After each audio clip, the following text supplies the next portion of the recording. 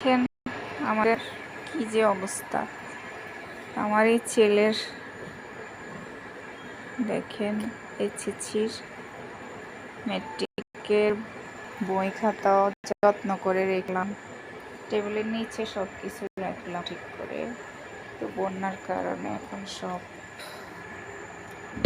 আর এই যে পানি দেখেন, বন্যার পানি কি এক অবস্থা, ভালো লাগতেছে না। এখানে আমি বেড কভার পর্যন্ত দিয়ে দিলাম, কারণ এখানে পাপোশে কোনো রকমে কভার দেওয়া সম্ভব।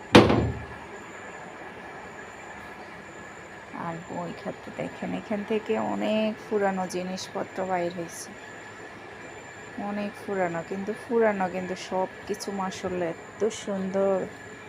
দেখেন একদম সব।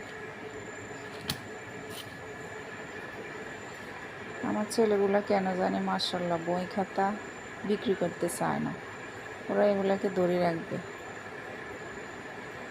আমার কাছে এটা মাশাআল্লাহ ভালোই লাগে।